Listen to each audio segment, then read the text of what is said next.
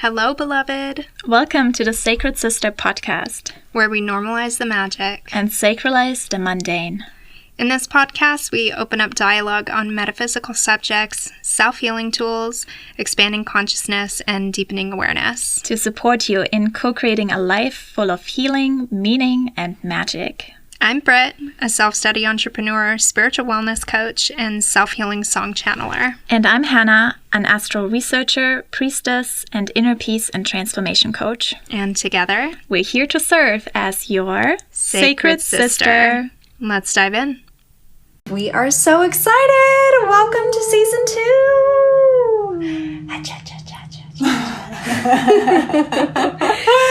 So exciting. Season 2 is our season of the High Priestess. So, in the tarot spot in the major arcana, the number 2 is the High Priestess. And numerology-wise, the 2 stands for balance and relationships. And so this whole season, as we talked about in the intro, is going to be about connecting to different levels within ourselves and within our surroundings, within relationships to others. And so before we want to start with all these different relationships that we have in our life, we got to start with the most important one, which is the relationship to the self. Yeah. Yes. Wow. It was like such a light bulb moment whenever we were talking about how, oh my gosh, with the tarot, the whole season 1, we were in the Magician. Yeah, we were in the Magician, building our foundation, really laying all the foundations for the tools that we're going to be referencing, and now we're in the High Priestess. And literally the Magician on the card of the Major Arcana in the Rider-Waite tarot deck has like all the tools literally on their table. Mm-hmm. The chalice, the wand, the sword, and the pentacle is like all there, and then it's connecting the above with below, which we basically did throughout this whole season. Yeah, and we already had a concept for season 2, the way that we wanted it to be, and then it just wound up being that, oh my gosh, we're going to be inviting on guests that we love and that we know from our real lives and that we want to have deeper conversations with,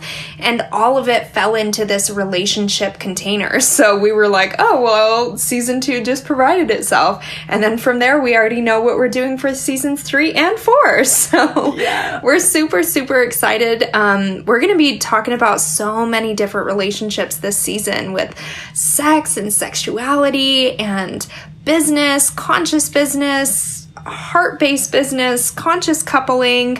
What are some other ones? Healing the money wound. Yeah. Connecting to our blood cycles. We are so excited for the ladies that we are going to be bringing on this season.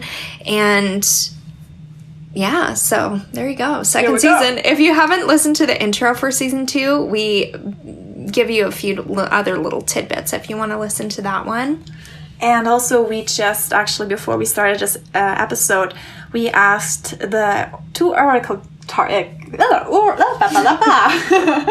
we asked the 2 new oracle decks that I just got from Colette Baron Reid. Do I say that right? Colette Baron Reid. She is an amazing conscious teacher, healer, mentor, and she has amazing oracle decks, and I've chosen the Spirit Animal Oracle and the Goddess Power Oracle. Mm-hmm. And so we just picked some cards which are meant to be the guiding goddesses and the guiding spirit animal for the second season. Mm-hmm. And it's just been so on point. It's so on point. Yeah, do you want to read the... Yes. Description. So one of the wonderful things about oracle decks, if you haven't started diving into decks, is a lot of them, well, pretty much all of them, have a guidebook that comes with them to give some greater insight as to what the creator has depicted in the energy of the cards. So what is this one that's going to be guiding season 2? And also, if you're looking to learn more about oracle decks and tarot decks and all that, we actually have a whole episode on that in season 1. So refer back to that. Yes, so what is the one that's going to be guiding us for season 2? It is Electric Eel Spirits.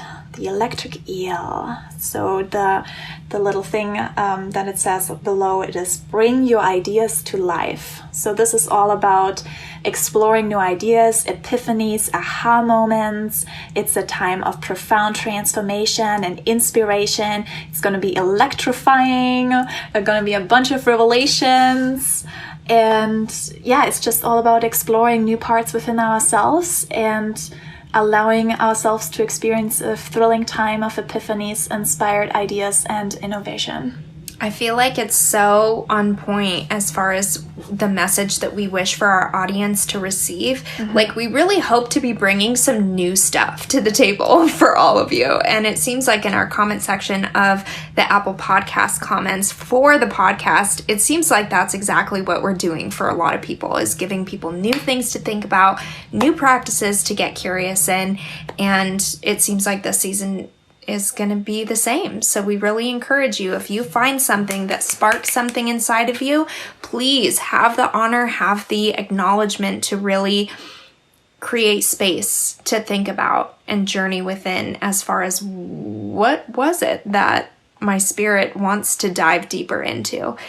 Those little pieces of aha moments and epiphanies are the greatest messengers that our spirit has to really let us know what our higher self wants to dive more deeply into or step into. And we're going to be talking all about that deeper in this episode. Yes. But before we get started, we're going to go into a little meditation. And during that meditation, we're going to be talking about our two guiding goddesses, which is Lilith and Usumi. And yeah, we're just gonna let the messages of the goddess come into your space now. Oh, sacred sister, a kindred flame, may we light one another. From the ashes rise, oh, we rise, oh.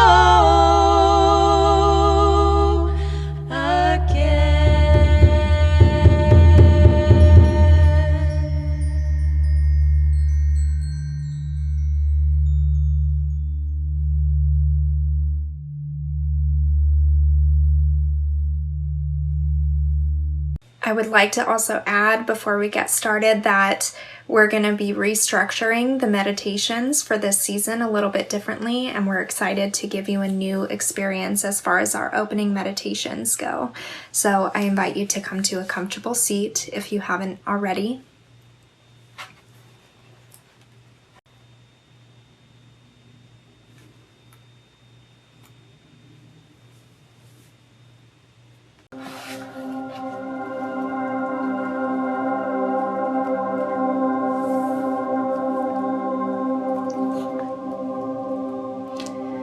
And I'd like to start by taking a few deep cleansing breaths together.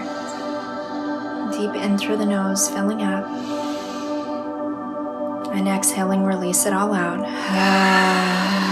Any worries, stresses that you've had throughout your day, really allow yourself to sink into a place that lets those go, even if it's just for a moment. 2 more big, deep breaths.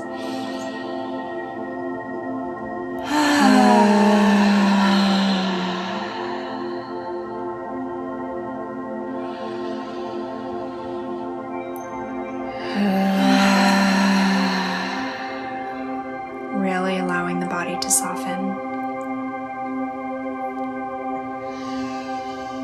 I invite you to keep your breath cycles open, even, expanding, as we listen to the message from our first goddess guiding our path in season 2, Lilith.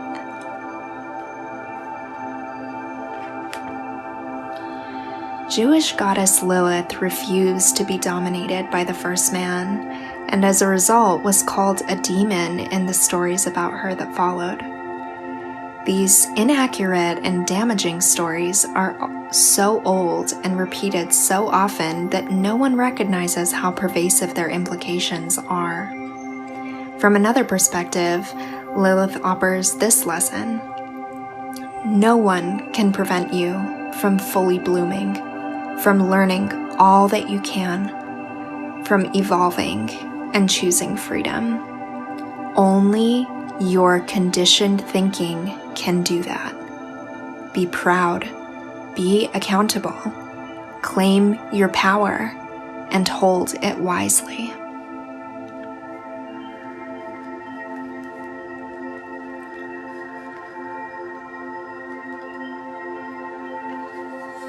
Our second goddess, Uzume, an empowerment message. When the Japanese goddess of laughter and mirth, Uzume, enters your day, be playful and cultivate good-natured humor. Laughter is the best medicine and exceptionally healing at this time. Keep your focus on fun and positivity and see the humor when you can. Life is not meant to be all work and no play, all focus and no release. Humor fosters resilience and lightheartedness, alleviates emotional pain, giving a much-needed break from the burdens and speed of life.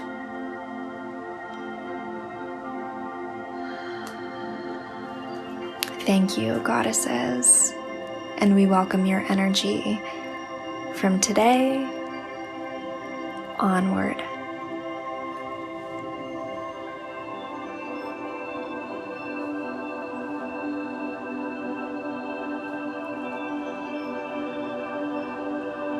I invite you to take a little deeper inhale on your next inhalation.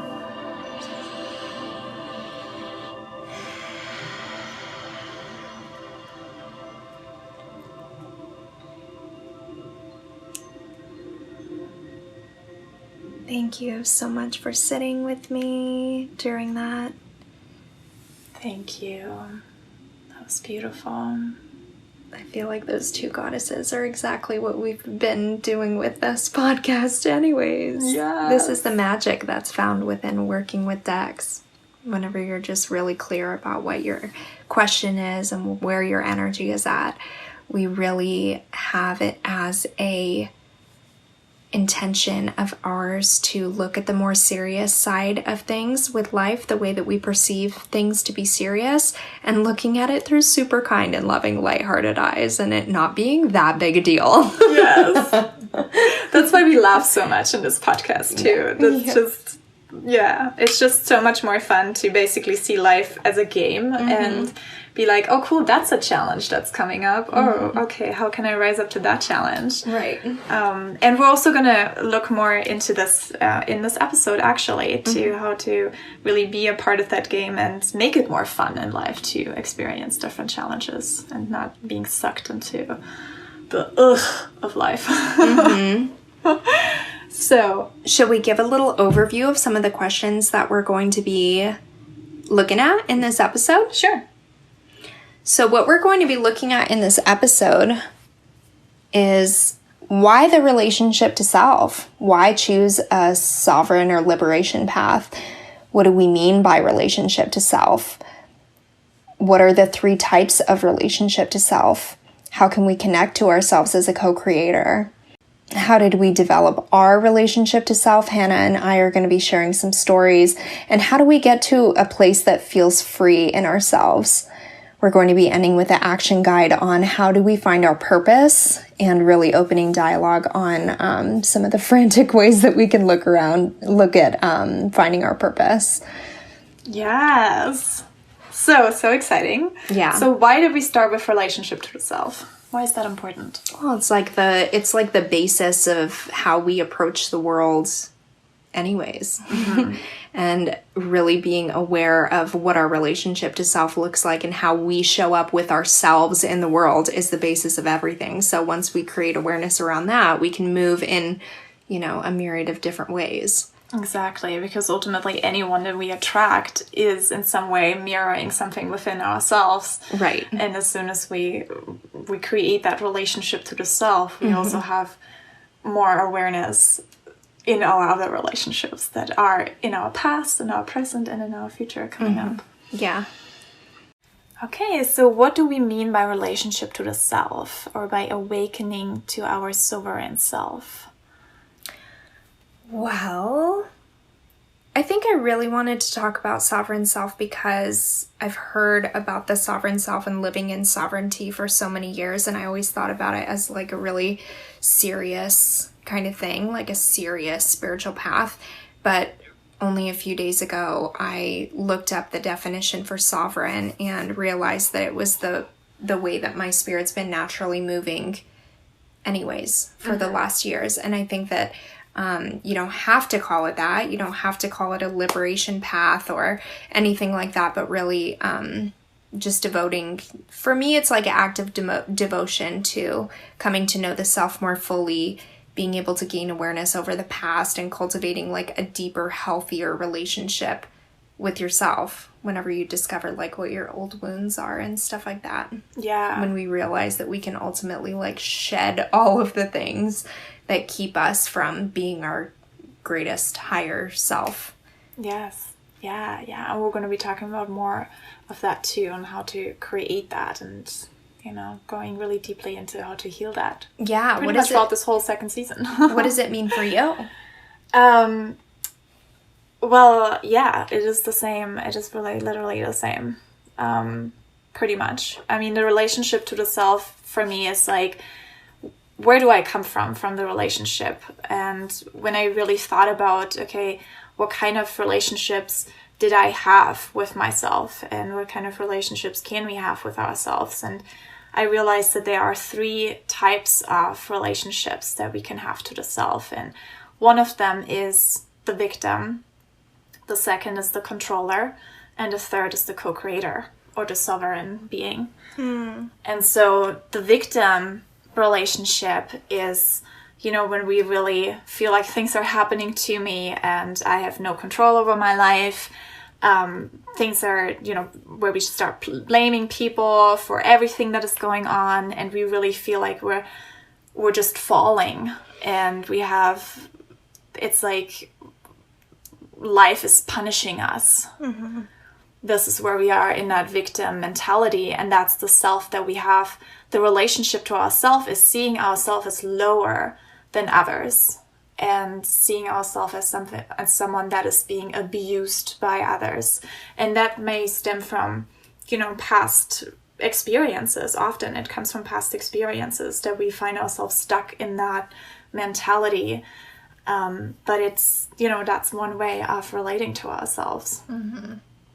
And then on the other extreme is the controller, which is the self where we feel like we are in control of everything that is going on in our lives. And if things don't go the way that we want it, it's in our power to make it happen. And I feel like this is something that a lot of the spirituality, the spiritual community can kind of fall into, because I think, I see things like manifest abundance in 3 weeks, or, manifest this and that, and you can do it, and the time is now, and make 10K in 1 month. Yeah, it's just like, it's like a yes and no. Like, yeah, for some people the time is now, and for others it's not, Yeah, and it's like a deceptive way to bring people into like the whole practice of manifestation. Yes, because ultimately there is a timing for everything. And when we are feeling like we need to be in control with everything, we're like trying to push open doors that are not opening for us. Maybe never in this lifetime, or just not yet. But we're pushing against them, and that makes our life literally miserable. And we feel like, why is it not happening? It's like a cheap way to market to people even still, which is something that in the conscious path, you're trying to gain awareness over and really be able to like see from afar. Because society is doing this to us all the time anyways, telling us like, oh, we already thought about this. This is going to be perfect for you. It's going to give you the life you always wanted. And this is just another way that it's starting to creep in now, which is why we really have to be diligent with opening our eyes and really like looking at what's out there. Being discerning. Yeah. Being discerning. Exactly. And ultimately that's like the third part, which is the co-creator and the sovereign being. The co-creator, as a co-creator, we realize yes, we have the power to create the life that we want, but also, yes, we're also creating together with other people, with the collective, with the divine. And so we're taking surrendered action, which I really love. Alyssa Nobriga is talking about surrendered action a lot. And I really love that way of saying it, because that's ultimately, like, instead of the victim point of view is like standing in the ocean and having the waves like hitting you and just like, oh, life is miserable. The controller point of view is like being in the ocean and trying to swim against the stream all the time, making life like a huge struggle and challenge constantly. Well, hang on, and I want to add another piece to the controller type, because sometimes things will work and it could give a feigned success, like that you achieve the thing and you think that you're in control, but ultimately then comes the tower. Yeah, maybe it will crumble, like maybe you made it happen, but it's like, was it actually worth it? So yeah, there's ways that you can get the thing. We're not saying that you can't get the thing, but it's about whether or not, like, how much you have to force it and how long it's gonna last and whether it's truly in alignment. Exactly, yes. I just wanted to add that in there. Please continue. Sorry to interrupt. Oh, no. Yeah, that's totally important, because also, you know, we can pretty much manifest things that are completely out of alignment and are ultimately not bringing us joy. That's an important thing to talk about, I feel like. It is, yeah. That's a good one. Good, thank you. And then the third part, you know, with as the co-creator, we're basically in the ocean and we're seeing the waves coming to us, and we are taking that surrendered action of going onto the surfboard and taking that wave, and we still go towards our goals and manifest what we want, but we are in the flow of life, in the flow with nature and the cosmos. And I feel like this makes it, like, takes the pressure off of creating those long-term goals, because when you say we're on the waves and we're learning how to surf and we're moving in the ways that the waves take us, we might wind up at a different point than what our initial original goal that we thought that we wanted so bad was. Oh yeah. And it could wind up being something so much more phantasmical than we could have ever imagined for ourselves. Yes. These are the kind of like manifestation and synchronicity stories that I love talking about, because there's always this moment of whether or not you choose to really surrender and like go the way that maybe you didn't anticipate going, but it seems like it's presenting itself to you more than the other way. And those are the things that lead me to something that I like never honestly could have even thought about for myself. Yes, and it's like literally how explorers did it back in the day, when they're just going out into the ocean on a ship. You know, I mean, Columbus comes into my mind. Columbus Day is coming up here. Oh, is it? Yeah, is it? Yeah. I don't even know. I think it's going to be changed to an Indigenous People's Day. People's Day. Oh, I think really that was fun. Yesterday. Oh, it was? Yeah. Oh, good. Okay. So, not yesterday when you listen to this. We'll probably just cut that part out. Anyway, Columbus comes into my mind. His goal was to find India, and then he explores, and the winds of change and life and the ocean is taking him to what is now called the United States of America. And I mean, it's the same kind of thing with our life, and we may think that this is exactly what we want, and if we are the controller type, then we do anything to get this thing, but then we miss out on what is also there that might be way better and more amazing than we think it is. And really, it keeps us in that mind state that's like closer to fight or flight than like truly a surrendered, like actually flowing with the universe. Because we're just we're just trying to be in control. And if you the energy feels completely different. Oh yeah. And if you're in the victim part, you're in the flow, but you're like going nowhere. You're just lost. Or you're like, you don't know how to swim and you're like drowning. Yeah. And you're just lost, and then you blame everybody else. Like, why is no one saving me? And you know what I wanted to talk about too is that you can be in probably all of us are in different areas in different avenues of our life. Yes. So like maybe some things are going like, oh my gosh, so well for you, and you're so in flow with the universe and being led and guided in so many ways. And then in some other ways, there are still these really deep wounds that we haven't figured out for ourselves, and we haven't like found the keys to tap our liberation and freedom. And that's totally fine. This is like the whole thing that life is here to teach us. Yes. Yeah, I love that you say that, because ultimately it's not about being in that perfect balance, but being aware of like, oh, when we are in the victim feeling, because we all are at some point in our lives, right? And when we are in the controller type, and then to bring ourselves back into like realizing, oh wait, I am co-creating. I'm not doing this on my own. I have guiding spirits with me that are helping me with that.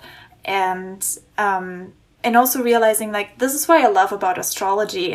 It has the 12 areas in our lives. And we can be, just like you said, liberated in the area of our, you know, maybe liberated in the way that we express ourselves to the world, but then we may still be super controlling in relationships with others. And we may be like really controlling in like who we think we should have a relationship with. and just be like, this is the one, and I'm not sure if he really wants it or not, but I choose that guy. And or we can be like really a victim mentality, maybe in regards to our career at the same time, you know, where we feel like, I'm just feeling lost right now. I don't know where I'm heading. I don't know what's going on, and I'm drowning in everything. And that's okay. You know, we're not here to blame anything or like making you feel shameful. This is all about just raising awareness, because as soon as you become aware of that, that's when you can start realizing, how can I bring that back into balance? How can I let go a little bit about my control in the relationships? How can I bring more flow into that? And how can I take more responsibility in regards to my career and take more leadership and show up more fully? You know, just that's really all it comes down to. So good. Just been listening this whole time like, I really hope that some of this is allowed time to really marinate. And I think this is something that we're going to go into later in the episode too, because these podcasts can be this consumption and intaking of information. That's great. Ultimately, what we really hope to be inspiring is deeper marination with these ideas. And in order to do those, you really need to like give them time. You need to show up like in the quietness, in the quiet times. And if you don't have a lot of quiet times, you make a priority to have a quiet time. and everybody has 5 or 10 minutes a day. And if you don't, maybe a call for some support so that you can find that 5 or 10 minutes a day. Yes. It's really, really important. Yes. And I love that you said it about marinating too, because one of the things that I say to the my sisters in the mastermind group, the Moon Manifestors, is where I really realize, you know, we hear so often like the time is now for you to take action. And I always see it like we have a cake in the oven. And if you have this cake in the oven and it's supposed to take 35 minutes to be really good, and someone comes in after 10 minutes and is like, what are you waiting for? The time is now for you to do this. Take the cake out. Now is the time. And then you're like, oh yeah, maybe he's right, and I should just take it out now. And you take out the cake and it's just not good. And you're like, what did I do wrong? I did put all the ingredients in it. Everything was right, but it didn't work out the way that I hoped for. It was just not the right time. And you gotta trust yourself. Yeah. Even if like the whole town is telling you something. And you honestly just feel like you know better than them because you know you better than anyone else knows you. You gotta learn how to strengthen that capacity, that well inside of yourself that says, I am me and I know what it is. And here's another thing I think to really touch on is a lot of us were not grown in a way that has a healthy relationship with being able to express ourselves. So it's natural if it's hard for us to really speak our truths, but there are so many different tools. And we talked about the chakras in the last season, if you want to check out the chakra episodes. But it's just really important to know the victim mentality states that we have dwelling inside of us, because there's always a tool to liberate us from something that we think or perceive is holding us back in our lives. There is a way to heal and fix everything. What is Marie Forleo says, everything is make betterable.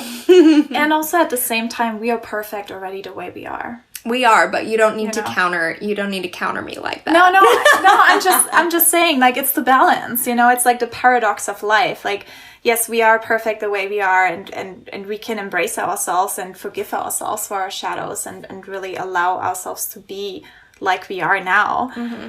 And also at the same time, there's always place and space to improve. Mm-hmm.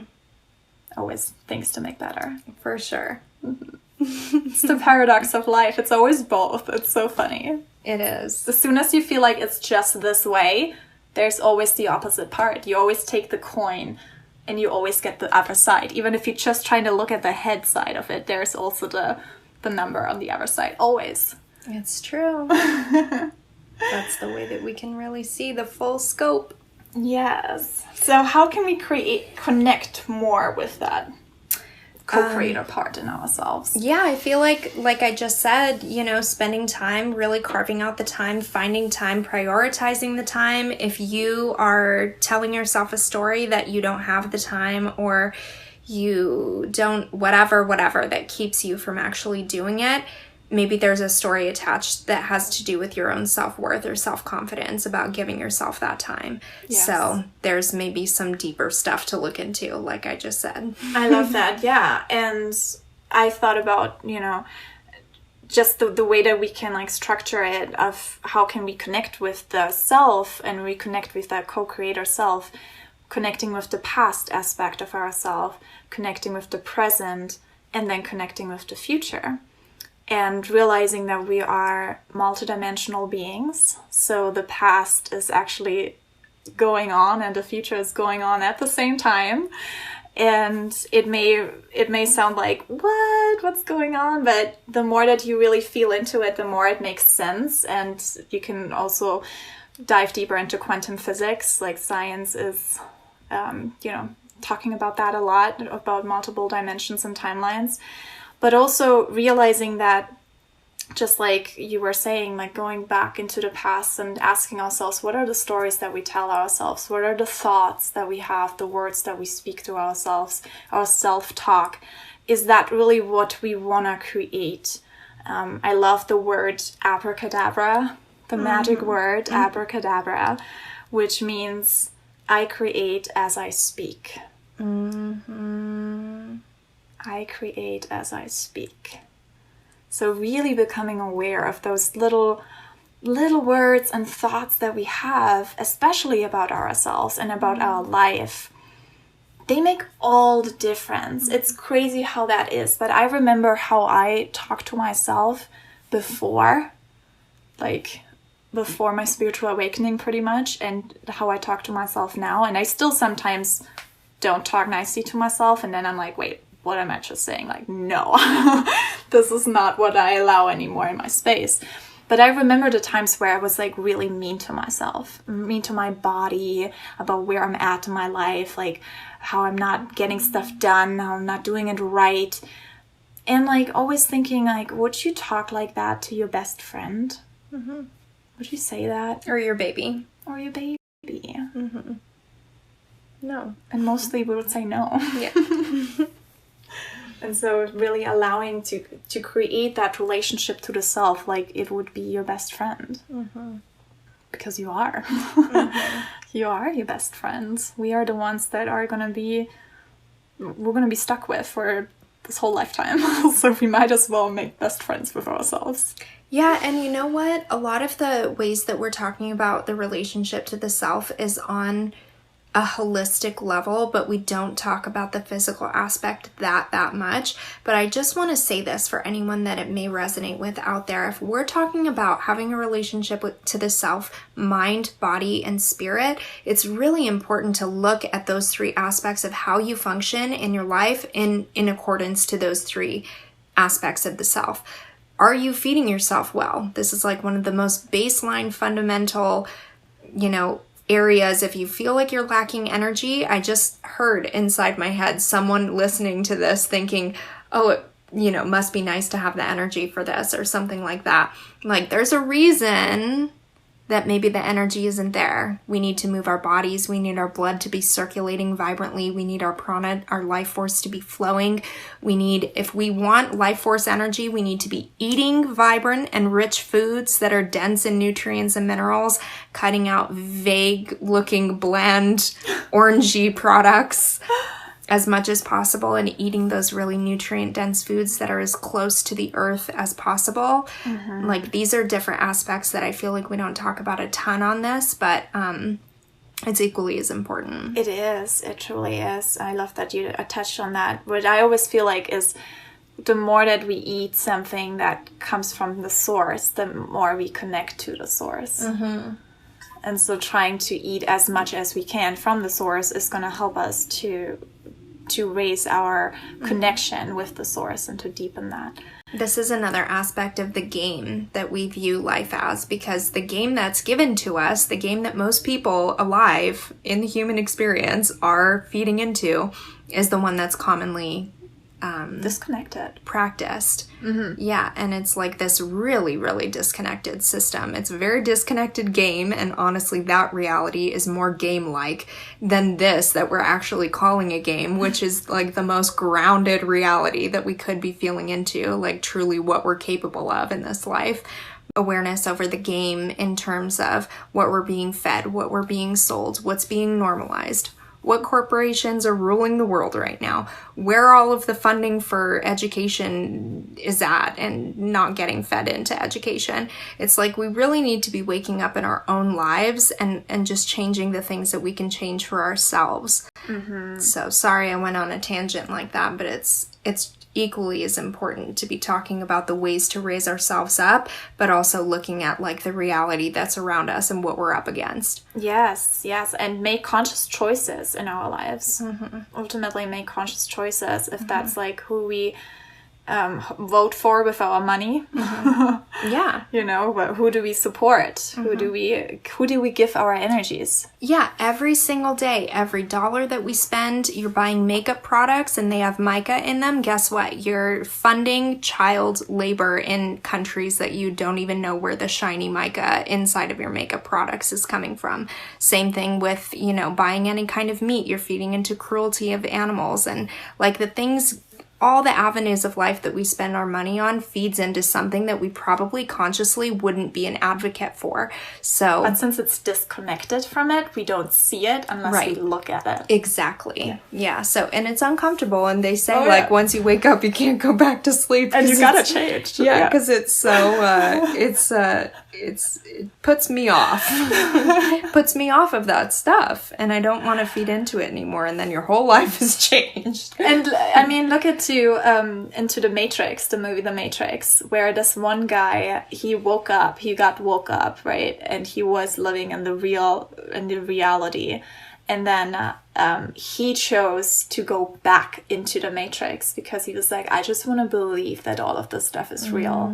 I don't want to know all this stuff. And this is the majority of people. Ignorance is bliss. That's where that saying comes Ignorance from. is bliss, but also it's like some people are totally fine with choosing that, and it's fine too. I want to talk about that too, because it's important that we not judge those people, because maybe they're just here to have a lackadaisical life this time around. Yeah. It's chill. No big deal. And that's what it is about timing. Like to try to wake them up before their time would not be good for them. And it's exhausting. Be scary for them. And it's exhausting for you. Yeah. So it doesn't frickin' serve on any account, so give it up. It's like trying to wake someone up who's in like deep sleep, and they have to, like, it's no fun. It's no fun for them. It's no fun for you. We're here to help people awaken who are already like at the edge of going to wake up themselves anyway. I mean, but I also do want to say, because there are disruptors in the system who want to like disrupt all the patterns that are going on and awakening people slowly. So sometimes it's, even if people maybe didn't have a plan to wake up. Yeah. Does that make sense? They start waking up. Maybe they overslept, you know. But those people there too. You just sleep for too long. Snooze. Yeah, snooze all the time. Not with us on this podcast. You're not hitting snooze. Oh my gosh. Tangents galore. Anyway, past. This is how we connect to the past, but also the present moment, where what kind of choices are we making. Another way to connect with our present self is also to become aware of our cycles. So we've been talking about the cosmic cycles, the life cycles, the seasons, the cycles of the moon. Wonderful, amazing tool to connect deeper within ourselves, to acknowledge timing, to take that surrendered action, to go with the flow and still reach our goals at the same time. And we talked about that specifically in the episode Cosmic Cycles in the first season. So if you want to check that out. I'd like to talk about death cycles too. I feel like that's a really great way to connect to the present moment. There's no greater thing to bring us to the present moment than experiencing a death and acknowledging that a death is also a rebirth. Yes. And I find that a lot of people, when they do experience someone close to them passing, finding themselves deep in self-reflection mode that says, what is life actually about? Where did that person go? What's going on? Am I living a life that I want to be living? And those are often really great prompts to awakening. And also looking at death cycles in terms of our physical body, they say that every 7 years you have an entirely newly regenerated body. Like every single cell in your body is a new one. And our body is just going through constant cycles like that too. Yeah, so it's like if you make a decision to get healthy, you're only going to be in the beginning stages of that hard process, like at the very beginning. It's going to get easier. Yes. And yeah. Go ahead.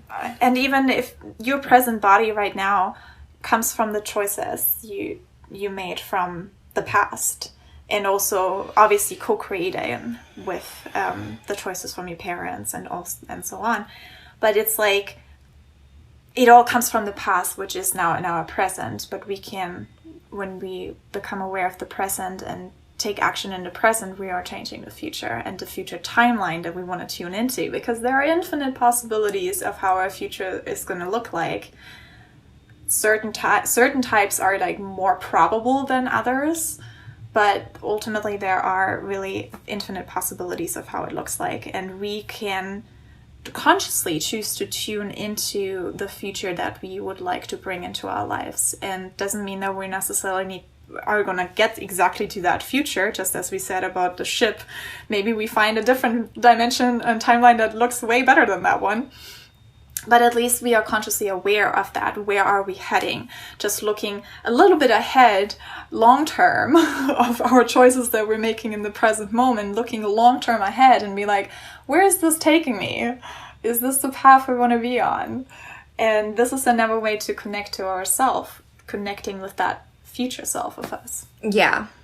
I thought that's what you were touching on. Yes. So connecting to that future self, or higher self, as we like to call it too. Because ultimately, when you look into the future, you want to look into the future where you are more liberated, where you're more aware. And that is going to be your higher self.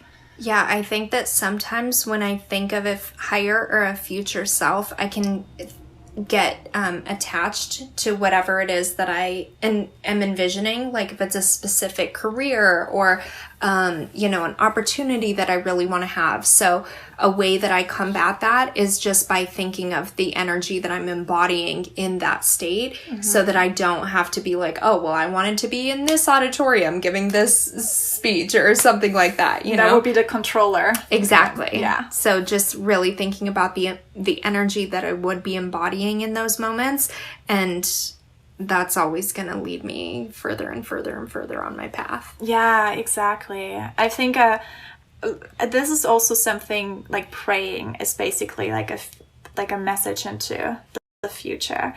And I think there's so many different types of prayer, and it would be actually really interesting to do a whole episode on prayer.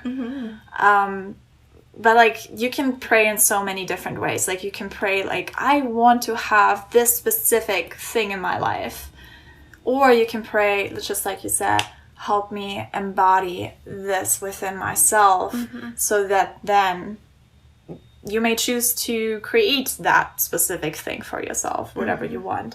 But like, that is like the different ways of how you can pray. If you want to pray out something that's super specific, or on something that is more like something within yourself, that give me strength, give me compassion, give me patience, you know, just allowing ourselves to step into that space, and from that on take purposeful action towards what we want to manifest. Yeah, I feel like that's a really beautiful way to depict what happens with me a lot on new moon ceremonies, whenever I'm planting the seeds and I'm like setting that really deep intention in whatever form it wants to take place, a prayer or a poem or a drawing or whatever, and really setting deep intention into that says, this is the place that I want to go. This is what I desire. And I'm ready to get really creative in how it is that you want to present me the opportunity to step into that. So it's like this really divine relationship that you're formulating in every moment, whether it's with the prayer or with the aspect of your creativity or whatever it is that you're consecrating that ceremonial. It really is. It's like co-creation. Yeah. And it's like ceremony that you can just have with yourself and the universe. Like you can, it's so magical. It's so fun. It's such deep work. It's literally like the and deep, play some at of the same time. Play at the same time. But I mean, it's really deep. It's deep. It could change your whole life. Yeah. And I love that you just mentioned that, because I get asked that sometimes with the blog posts that I'm writing, where I write about the different portals that are opening up for each sun sign. And each new moon basically opens up a new portal for ourselves to discover and explore. And sometimes I get asked, why is it so general? Like there are so many things in each portal. And I say, you know, you want to connect with that speaks to you, that part within yourself that feels drawn to one specific, and also at the same time, it's not gonna give you a specific thing that's gonna happen. Like anything in divination tools, if it's astrology or human design or tarot, nothing's gonna tell you exactly what the future is gonna look like. It's just gonna be like, this is the energy that's gonna be presenting itself. What you're gonna do with that is all on your own. That's your free will, and that's that play between free will and destiny that we can play with as a co-creator, and realizing, okay, what is destiny right now? What is the wave that represents itself to me? What am I going to do about that? How do I show up to that? Yeah, and it's almost a controller mindset that question even comes from, like that, like, give me more specifics, almost like you show me what I'm going to get so I can decide whether or not it's worth my time. And that's like the partnership that you don't want to be in, because it's self-serving and it's not balanced. Yeah, and just like with anything, the relationship to ourselves, we want to have balanced, right? Mostly balanced. I mean, obviously we're all going to go through victim times and controller times, but mostly seeing ourselves as a co-creator and always bringing ourselves back into this awareness that we are the co-creator of our life. And even, you know, I mean, let's go into this, like, how did we develop our relationship to the self? Because like my story is that I was a strong controller of my like career, of what I think I gonna do in my life. And I wanted to be an actress, and I was very, very specific about that. And there was nothing else that I could ever imagine in my life. And that was the only path that I saw for myself. And I was like really literally on that portal, like banging against it, and like it opened like a little bit, but I was like, why is this not happening? Like, oh, I'm just like forcing it, trying to force it open. And it got me to the point where I was in an extreme victim situation where I was super dependent on another person and in a place where I had to truly hide myself and not connect with myself at all. And so it gave me basically, I put out the controller type and it basically put me into the victim type on the other extreme so that I experienced that part.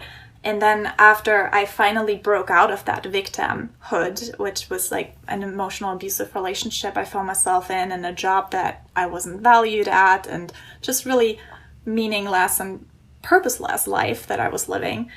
And as soon as I took leadership and be like, this is not what I want to co-create in my life, that's when I started to slowly reconnect with myself and with the relationship to myself and realize, why am I so hard to my body? I was so hard to my body, even just like, working as a model and an actress. And I just always felt like my body should look a certain way. And I was not good to her. I was not good to her. I didn't give her all the right foods that she needed. I was like really harsh on her. And then she didn't look the way that I wanted her to look. And I just... those are all the things that I started changing. And then, funny enough, the figure that I got from that was basically the one I always looked for, but I never got while I was trying to control it. You mean physical figure? Yeah, just like physical, but also emotional and mental and spiritual ultimately. But I didn't even have any idea about that stuff.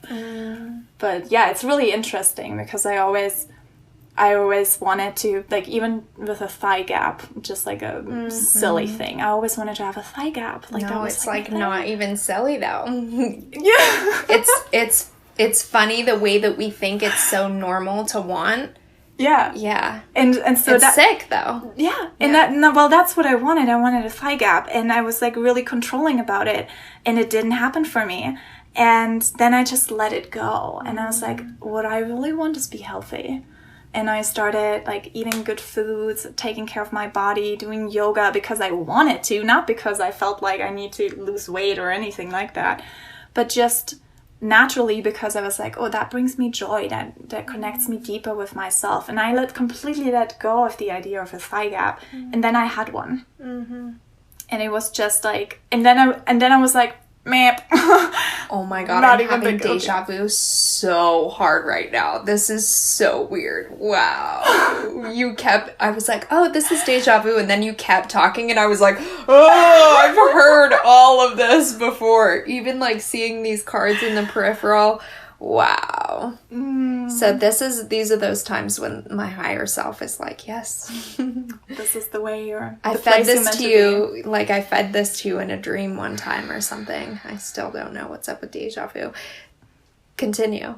Yeah, that was it pretty much. Wow. I love that with the deja vu because that is our, like, a future timeline that you must have, like, tuned into beforehand. Yeah, exactly. Wow, that was super interesting.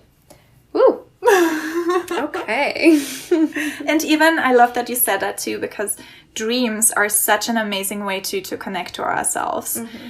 Because in our dreams, there are different types of dreams, and I don't want to even go too deeply into that, but there are dreams that really help us look into our subconscious and really see what is alive for us right now, what is really symbolism going us within ourselves, within our subconscious. And a lot of times we may not even be aware of that stuff in our consciousness and our conscious life, but as soon as we go into that dream state, that's when all the subconscious fears and blockages and everything comes up, and also subconscious desires and dreams.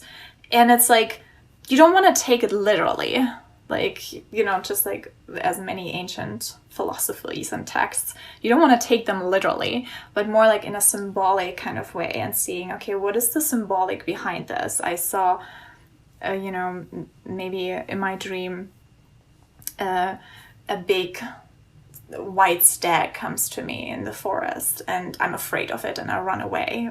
for example. And then you may want to look into, okay, what does stag represent? And the stag is an animal that helps you step into leadership. So when you run away from the stag in your dream, it doesn't mean that a stag is actually coming into your life and you're running away from it, but it means that there is a opportunity for you to step into leadership, and there is a fear within yourself to not take that and run away. And so becoming aware of those little messages that life is feeding us is also going to help us to become more connected with ourselves. Thank you for that. I love that. Just really expanding these feelings that a lot of us have, but maybe don't have the words to express. So, as far as my story goes, I feel like I find myself asking, okay, which timely version do I want to tell? So immediately, I know that a lot of my time was spent with the victim mentality and with a childhood that was constantly moving, constantly going to new schools, constantly like being made fun of for being, my parents, my family being as strict as they were with Christianity, and like never being allowed to do Halloween, watch Ichabod Crane. How many people remember Ichabod Crane, the cartoon? Maybe you don't know about it because you were in Germany. But it was like this great pumpkin movie, and I always got sent to the library because my parents would send me with a note that was like, Brittany is not allowed to watch Ichabod Crane, the cartoon. She has to go, and everyone would make fun of me. So anyways, like there were a lot of different stories going school to school that had me in Ichabod in victim mentality because, you know, of the stories that people would tell me about myself and why I wasn't liked and all of these things. Those led into relationships. They also came from my dad having a lot of abandonment issues with my dad. My dad and my mom were married 35 years before my mom passed away, but my dad worked a ton. And I didn't think that it really bothered me until a few years ago when I started doing this self-healing work and revealed to me that I had these serious abandonment issues, and it kept me as a victim because I was like, oh, my dad doesn't work is more important than me. I don't matter as much as I think that I do. And to friends at school because I can't make a freaking friend to save my life. And this made such a concrete, absolute, resolute feeling inside of my body about how unlikable I was that I got myself into relationships with fix-it boys that I wanted to just fix, and I thought they would like me if I would fix them well, and of course that never works. And then I was like, okay, well, I'll just start traveling the world because I've got a friend who's got a modeling contract in another country, and I'll just go there, and by me going there, she'll see what a good friend I am, and then I'll get there and we'll be the best of friends because I traveled across the world to be with her, you know, and all these sub stories that I was telling myself that I was literally traveling across the world desiring making true meaningful friendships, and then getting there and it's like no one knows these stories about me, no one understands this deep wounding of my past, so of course the friendships didn't cultivate. And then I would be like Myrrh and, you know, just making all these decisions, and it's such a funny way to look at my life. But I see the victim mentality woven into all the seasons of my life in some way. And, you know, not fully like I was just walking around like a super sad person all the time. But there was a really, really, really deep part of me that had this very unliked story attached. And just feeling so incomplete on my own because I was always so busy trying to find other people and convince them to like me that I like never got to know myself and never got to even like know who I was. So that's why on this whole self-liberation path, I'm like shaking right now.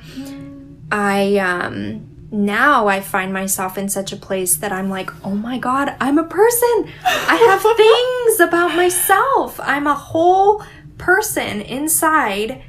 And now I just want to be there for so many other people who who may have aspects of themselves that are in the place that I was in, because I know how crummy it feels to feel like you have nobody who cares about you and nobody who wants to listen to you. And I just want to be that for everybody now, because I spent 25 years in that place and it doesn't feel good. And now I feel so liberated inside of myself, having healed a lot of those past wounds, that I am just shining so brightly because I know that all I need is me. And it's so exciting. And I feel so whole and complete. Yeah, and beautiful. And I love the way that you explained it. I was like, oh, this is like the Chiron journey, basically. Mm-hmm. That's what we both are on, really. Mm-hmm. It's like, first we have to experience the wound, and we have to go through a time. And each one of us has a Chiron. Talk about Chiron. Yeah, I was like, maybe they don't know. Yes, every one of us has a Chiron. So Chiron is an asteroid, and in astrology, it stands for the wounded healer. And this is basically, you're going through a time, and each one of us has that. And if you look into your birth chart, you're going to find out in what area your Chiron is, and what house it is, and what sign, so that you have an idea in what way you are being wounded. But everyone has a wound, and we are meant to explore that wound. And then through that wound, I love that saying from Rumi, the light, the wound is where the light shines through. Mm-hmm. And through that wound, by healing that wound, we're actually then going into that teacher, mentor, healership, where we can help other people heal their wounds. Mm-hmm. Yeah, so and I just wanted to say, like, as far as healing the self, like, all of us have that Chiron, all of us have the wound, and it becomes so much easier to walk away from the stuff that no longer serves you whenever you're on that path that's like, I want to heal myself. I want to make myself better. I want to be of service. I want to this, that, and the other thing. You start to really gain clarity over the things that are subtly suffocating you or blocking you or trying to trip you or just like not making you feel good to any capacity. And it becomes a lot easier to let those things go, even though they're comfortable and maybe you've had them for a long time. You know, ultimately, that they're not making you feel good. And it becomes easier to experiment, at least, with letting them go and trusting the journey. Yeah, trusting that you're going to be rewarded by doing that work of letting something go, because it's uncomfortable. It's not fun to let things go most of the time. Yeah, especially when there is something that we are the controller type, when we're trying to control that thing and really need it to work out. Like, I had to let go of my thought, my desire to be an actress, and funny enough, like, even now, you know, I'm an inner peace coach, and I just love this life so much, and I just enjoy it so much to be that guiding light for others. And it just like makes my whole life so fulfilling to be able to transform others and help them and support them in their lives, that I could have never done on the acting journey. And I had no idea that this was in store for me. But I had to let go of that in order for me to receive what I have now. And similarly, but in a really different way, this doesn't have to do with my victimhood, but when I was younger, I sang like 100% of the time. I was a Disney princess. I would run around the house singing all the time. And I always wanted to be a recording artist. This was like when Christina Aguilera was huge. I was in middle school. I always wanted to be a singer, and me and my dad would send out demo tapes to recording studios, and I'd be learning new songs, trying to make my voice like these super powerful, soulful singers, and there just wasn't, I was trying so hard, like too hard. I was pushing my voice to a place that it didn't want to go, and I finally just gave up and was like, well, I guess I'm not meant to to do that. And this was before the Aquarian age set in, where the internet is like exploding and people are making careers out of just like doing them, and everybody loves their weird self. And now I've found a way of singing that works for me. And I find this whole beautiful lesson in trying to be like somebody else is never going to serve you as well as just exploring what that looks like for you and in your embodiment. And oftentimes it's so much better, and it's way better received because it's yours and you're not trying to be like anybody else. Beautiful. I think that was a beautiful way to finalize this episode. Yeah. Beautiful. Thank you.